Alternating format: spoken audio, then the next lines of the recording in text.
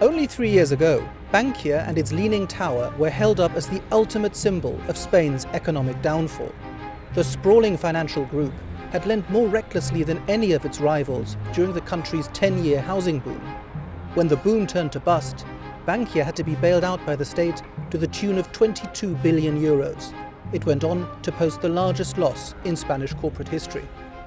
Fast forward to today, and both bank and country are in an altogether different place. The Spanish economy is on course to grow by more than 3% in 2015. And Bankia made profits of 750 million euros last year. It even started paying out a dividend again. So what went right for Bankia and for the country at large? Well, Spain's recovery and Bankia recovery have gone in parallel since 2012, facing some similar and some different challenges. Bankia was probably a worrisome element of the macro back in 2012, while today I think it's probably a success story, or at least that's the way the market is seeing it, and we have some proofs for this. For example, we were able to issue some senior unsecured only 7 months after the capital increase took place.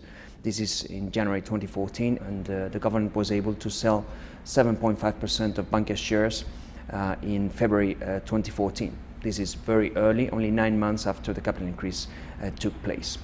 And also, obviously, we have been able to enjoy a significant part of the macro recovery, which can be seen in the stabilization and now the reduction of the unemployment rate, in the overall turn of the GDP, which in 2012 was negative, and now it's probably among the highest in Europe.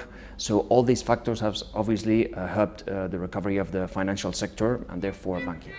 The numbers tell an impressive story, and after more than half a decade of retrenchment, Spanish consumers have finally started to spend again. Well, the Spanish economy is growing to close to 3.5% with a lot of employment creation. I think that this is especially relevant taking into consideration the high unemployment rate that we have now in Spain. Exports are growing at a rate of close to 6%. And I think that this is, a quite different situation than the one that we had only 3 years ago. Spain is outperforming our peers, and this might continue in the future. We have vulnerabilities. Besides the extremely high unemployment rate, we have a level of debt, of external debt, that is extremely large, is a major source of concern, and simultaneously we have an anti-investment position that shows clearly that there is one avenue. The avenue is to continue with the reform agenda. Perhaps the most striking sign of Spain's economic comeback are the cranes dotting the Madrid skyline. After years of decline, house prices are on the rise once again, and the construction sector is creating thousands of new jobs. But if Spain's construction industry is on the mend, it also shows just how far the country still has to go. Between 2007 and 2014, the construction industry lost more than 1.7 million jobs, and overall unemployment is still shockingly high at more than 20%. Spain goes to the polls in December, and perceptions of the economy will be decisive. Mariano Rajoy, the Prime Minister, says he has delivered on his promise to move Spain back from the brink of economic collapse. His opponents, however, insist that the recovery has come at the expense of an explosion in poorly paid and unstable work, and a steep rise in inequality.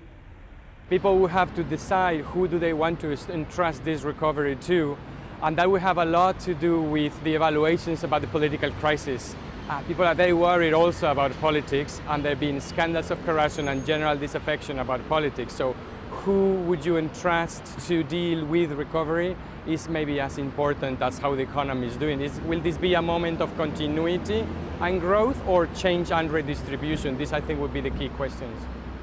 For all the doubts that remain, one thing is certain: Spain is no longer the economic problem child of the eurozone.